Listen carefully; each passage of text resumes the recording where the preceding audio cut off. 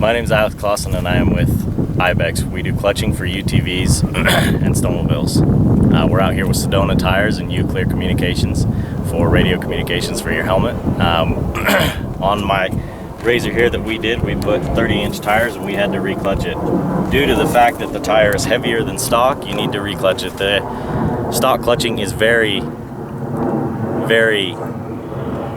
limited on what you can adjust, and when you go to a bigger tire you get heavier tires and the rotating mass is a lot more, so you need more pressure at the bottom end and higher pressure at the top end.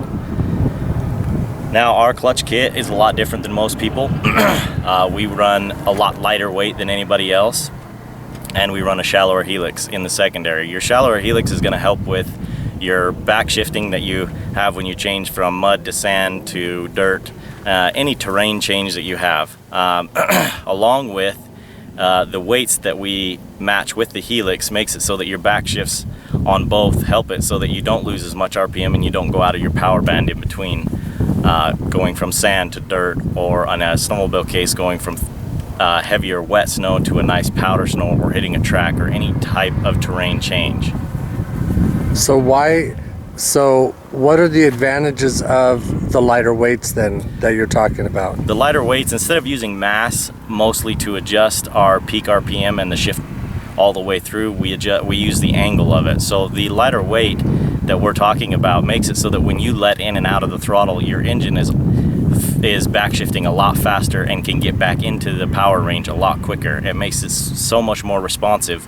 And for you snowmobile guys, we all know that going through the mountains and the trees, when you're in and out on the throttle, it helps with less rotating mass, which is what we're all about. And on the UTV side, when you let in and out of the throttle, it's a lot more responsive to getting to back shifting and getting you back into the correct gear ratio on how the clutches work, and then getting you back into the power range that you're supposed to be in and reaching your peak RPM a lot faster. Okay, so if we go back to why we should change our clutching, because we're going with bigger tires, what specifically are you talking about when you talk about changing clutching? Are you talking everything, or just the weights, or what are you talking about specifically? There's multiple different ways that you can do it. We have a whole clutch kit that we do. We do not recommend just changing your weights to maybe get your peak RPM. If you put bigger tires on there, you're most likely going to run out of your power range because the tire is heavier and you're turning a bigger tire. If you go to smaller tires, you'll be over revving, so you have to change the mass inside the weight. Now, not just changing the weight itself is going to help, but it's not going to give you everything that you want and get you back into the peak RPM and everything else that you need when it goes to a bigger tire. When rock crawling is a lot different than, say, sand riding. Sand riding, you need it's kind of an on-off switch on your throttle. Rock climbing is very you run through a lower range of throttle percentage, so your clutch and your belt stays closer to in the primary, it stays down at the bottom, so you need a lot more pressure at the bottom end to clamp that belt so you don't end up smoking a belt. Okay, so what would you say is the number, if your tires are 28 or 30, what's the number when a tire gets to a certain size that you say you need to change your clutching? It depends on both the size and the weight. So I would say if you're going to go anywhere with 2-inch bigger tires, so if you're going from a 28 to a 30, you're going to need to change your clutching. If you go from a 29 to a 32, you're definitely going to need to change your clutching. Along with, there are lighter 32-inch tires out there and there are heavier 32-inch tires. So knowing the weight of your tire is going to help quite a bit. Okay, so what do you have on your IBEXX Sully project razor then? What are these? These are Sedona Mud Rebels that we put on here, and they're 30-inch tires that we did with their rims, and then we did a custom paint job on them. And we really like this tire because it's really grippy and it really helps in the mud, hence the Mud Rebel name. It grips really well in deeper, and in the sand it actually does fairly well. We were a bit surprised as to the shape of it, of how well it does in the sand due to the soft material that the sand is. But where it really shined was when we go out and check pivots and stuff like that, we get into a deep mud situation, and that's where these tires really shined and really helped over a different tire. Okay, so you changed from the stock tires to these Mud Rebels from Sedona, and of course you changed the clutching because that's what you guys do.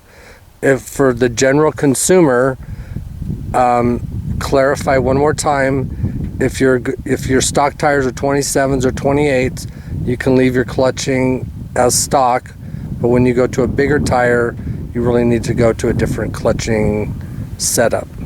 Correct. Okay, so if you are trying to determine if you're going to change your clutching and you ride mostly Moab, say rocks, versus sand, do you still need to change your clutching when you go to bigger tires or different terrain? Because you talked about that a little bit, but are there any instances that you would not change your clutching going to bigger tires if you rode this kind of terrain versus another kind?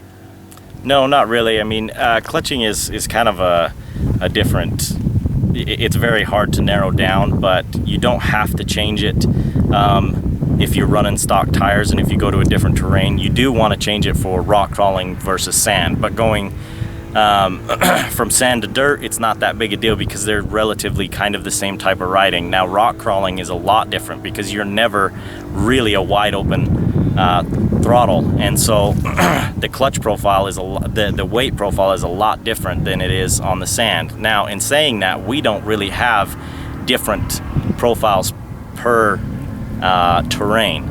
We use the secondary to work with that along with the primary, so both of them work together. If you can change just the clutch weights on it and have say people have dirt clutch weights and they have a sand clutch weights and they have rock crawling clutch weights. Ours are kind of versatile all the way around. You change the weight, and then with the magnet position style that we have, you change the weight position, and that changes your center of mass, which puts different kinds of pressure. In the sand, you would put more towards the tip because you need that belt squeeze at the top end. On rock crawling, you put the magnets more towards the heel because it needs more pressure down at the bottom end because you never get up into the higher RPM ranges really. Okay, so what does an IBEXX clutch system include? Stage 1 is just a weights and a spring. Our stage 2 is a helix, a secondary spring, and a primary spring. And then our stage 3 is usually our turbo kit, which is a completely differently designed weight to help with turbo spool. But most generally, and these kits all vary depending on what the best combination is, we've found on certain applications that the stock springs are the best. So we have kept with those springs, but generally it comes with our stage 2, which is our most sold kit, will come with clutch weights, primary spring, secondary spring, and a custom designed helix to match the weights. Okay, so tell us how we find you. www.ibexx.com. And if you don't know how to spell IBEXX, it's right there. www.ibexx.com.